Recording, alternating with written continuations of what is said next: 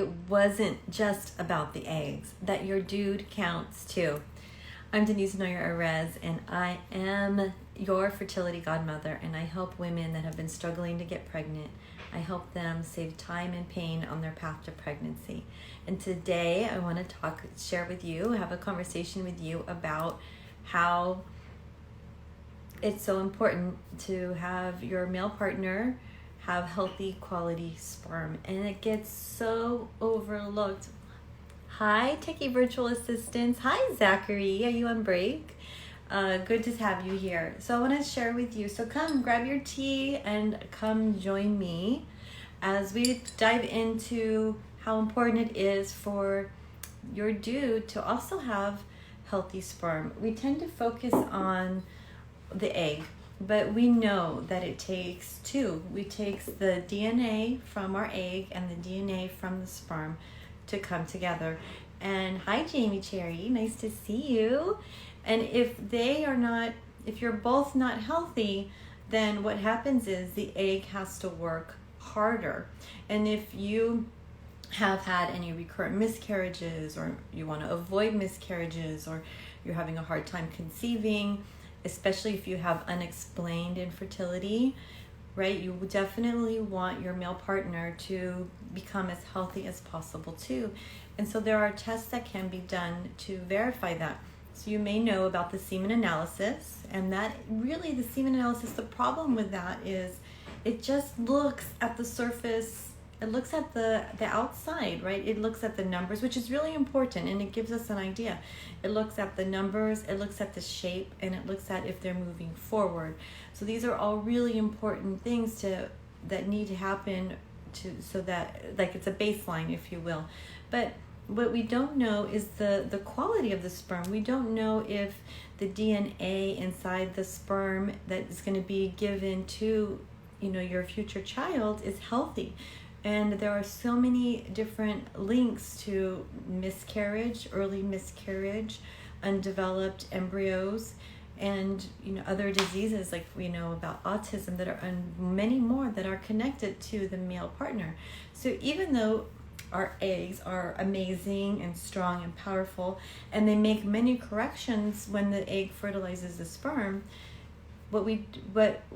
if you're having a challenge, you need to, and if there's too many corrections to make, you're gonna lose that embryo. It's not gonna continue to be able to grow or to develop. So that being said, I wanted to talk today, because there's so much information about it, but I wanted to talk today just about stress, for example, how stress can impact the quality of the sperm.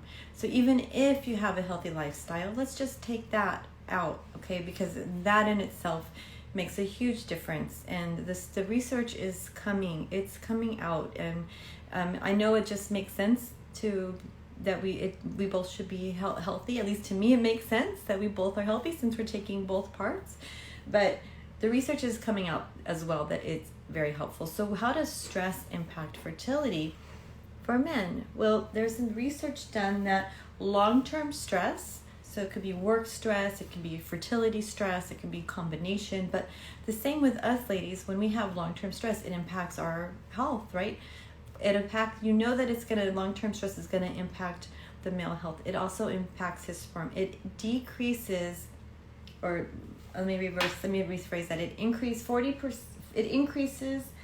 40% impaired motility just by long-term stress. 47% decrease in your motility just from long-term stress, accumulated stress over time, over a long period of time. So we know that stress affects not only the motility, but it affects the numbers. It can affect morphology. It can affect, I said motility, morphology is the shape, but this is something I don't know if you know. It can affect its ability to fertilize your egg. So stress plays an impact, and our guys like to internalize stress, and it makes it challenging for them to be able to have an outlet. So it's important that we support our guys in managing their stress and helping them find a healthy lifestyle that can contribute to that.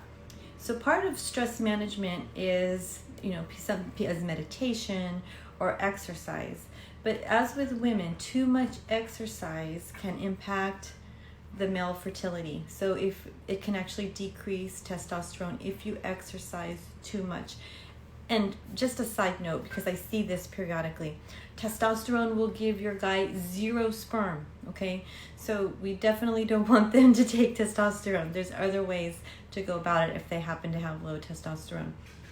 Usually you'll have to go to a reproductive urologist, and they take, I think they take Clomid to help with that if that's an issue. So you don't go directly to take testosterone. You definitely don't want to do that. It'll make you sterile, okay? So stress can really impact your guy's fertility. So managing that, having some outlet, meditation, acupuncture, exercise is important, but not too much exercise. And that means like high intensity, for like 2 hours in the gym every day kind of thing. That's going to be too much because your body doesn't recognize the difference of stress. It just knows stress, whether it's a good stress like exercise, or it's stress from work stress or family stress or fertility stress. It doesn't recognize it. It just knows stress, and that impacts our whole life. So there you have it. Make sure to find different ways to manage stress and lifestyle. There's oxidative stress, which is kind of goes under that, which is a whole nother area that in fact that can incorporates lifestyle. And lifestyle makes a huge difference. When I'm talking about lifestyle, I mean, I'm not just talking about managing stress, which falls under that, but your diet, right? Avoiding drugs, avoiding alcohol. There was a Dr. Olivia, I forgot her last name. She was discussing about how alcohol is more of a, what was the word she used? I thought it was really cute. It's a poison, but it's a dosage kind of a poison. So even you can have a little bit of alcohol, I forget the word, sorry, but you can have a little bit of alcohol, we know, but once you cross that line, you cross that threshold, it starts to affect males, not only male health, but male fertility. And my recommendation is not having more than 4 drinks a week. Other than that, it starts to accumulate, right? Other things that can really impact your guy's fertility are drugs and smoking. Huge.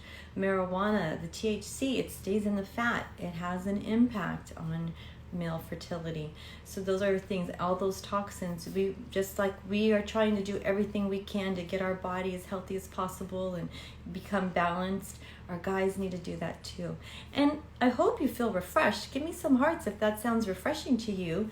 That you guys can work together as a team so you don't feel so alone on this journey. I know a lot of women who carry this whole burden, but it takes 2. It takes 2 to make a baby.